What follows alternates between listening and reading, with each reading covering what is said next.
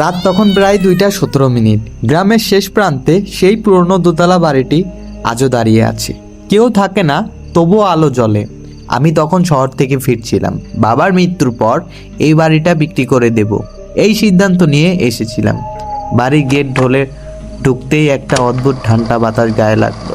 কেন জানি মনে এলো এই বাড়ি আমাকে চিনে। তো বন্ধুরা, আজকে এমন একটা গল্প নিয়ে এসেছি আপনাদের মাঝে। গল্পটার নাম হচ্ছে শেষ চিঠি। তো তবে সবাই শুনবেন এবং কি আমার চ্যানেলে আপনাদের সবাইকে স্বাগতম। কানে হেডফোন দিয়ে শুনবেন, আশা করি অনেক ফিল পাবেন। তো গল্পের শুরুতে আমরা চলে যাচ্ছি। তো গল্পটার নাম ছিল শেষ চিঠি। তো অতীতে এমন একটি কাহিনী আমার সঙ্গে ঘটে গিয়েছিল, সেটাই আমি আপনাদের সঙ্গে শেয়ার করতে যাচ্ছি। তো এই বাড়িটা আমার প্রথম প্রেম ছিল, আর প্রেমটা যার সঙ্গে হয়েছিল তার নাম ছিল নীলা। তো গল্পের শুরু করি আমরা।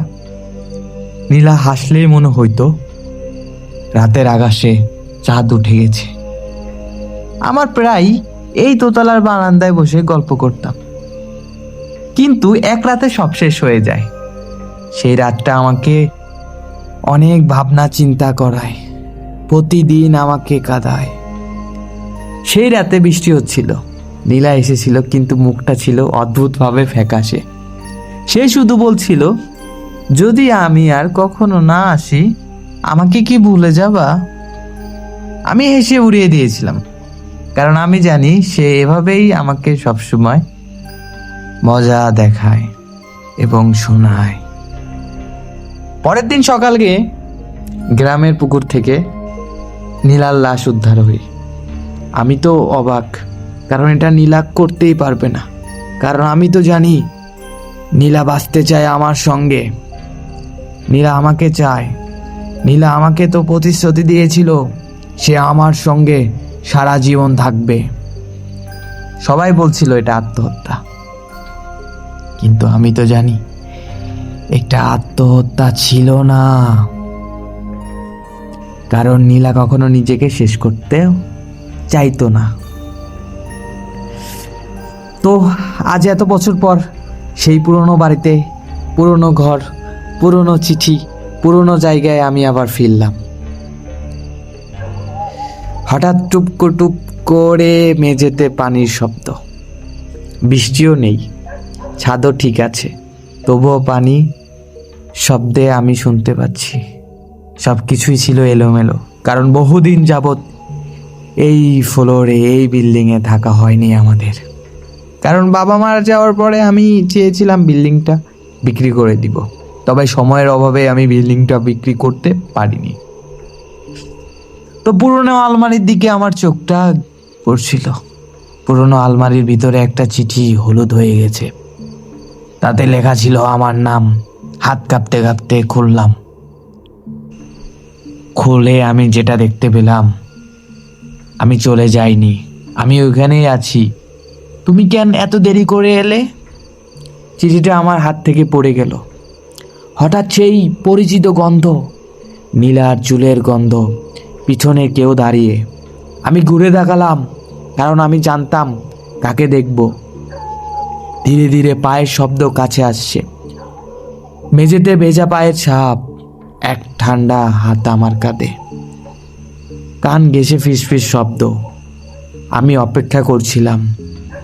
সে বলতেছিল, ভয়াবহ ভালোবাসার সংঘর্ষ আমার কানে ফিসফিস করে বলতেছে, তুমি কেন এত দেরি করে এলে?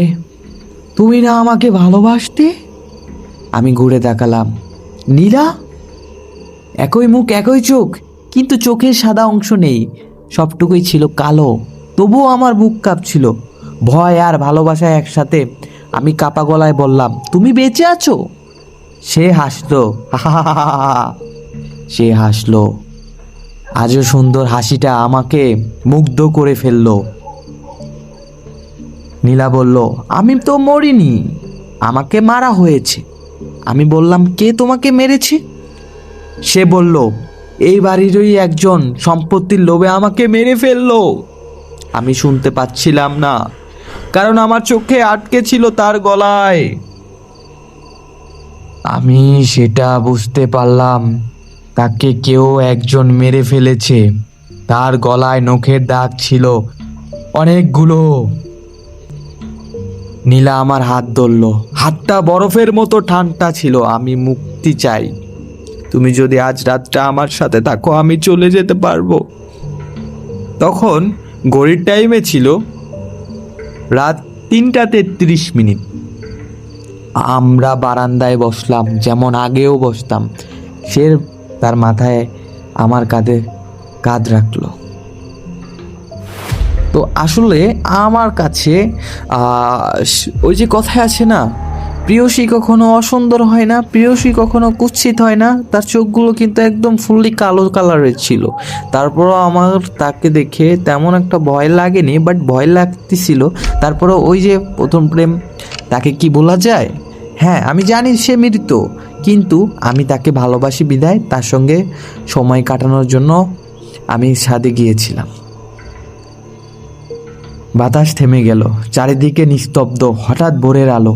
নীলা ধীরে ধীরে ফিকে হয়ে যাচ্ছে। বিদায়। আমি বলছি, চলে যাচ্ছ? সে বলছে, হ্যাঁ, আমার চলে যাওয়ার সময় এসেছে। আমি বললাম, ভালোবাসা কখনো মরে না, শুধু অপেক্ষা করে। তারপর কেউ নেই। আজ সেই বাড়ির বিক্রি হয়নি, কারণ আমি জানি রাত 2:17 আজও সেখানে আলো জ্বলে। আর কেউ যদি কান পাতেন, হালকা করে শোনা যায়, আমি এখানেই আছি। এই গল্প, এই কথাটা শুনতে পাওয়া যাবে। তো জানি না কেমন লেগেছে আমার আজকের এই কাহিনীটা। হ্যাঁ, তবে আমি আপনাদেরকে আরও গল্প স্টোরি আমি আপনাদেরকে শোনাবো। তবে একটু সময়ের অপেক্ষায় আমি একটু ব্যস্ত থাকার কারণে আমি আপনাদেরকে সেরকম একটা সময় দিতে পারি না। তার জন্য আমি রিয়েলি সরি, কারণ আমার সামনে ফাইনাল এক্সাম আসছে। সেজন্য আই এম রিয়েলি সরি আপনাদেরকে দেরি করে স্টোরি দেওয়ার জন্য।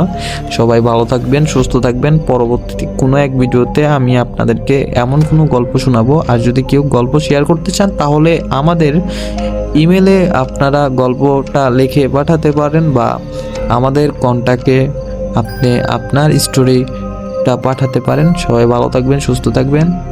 Bye bye.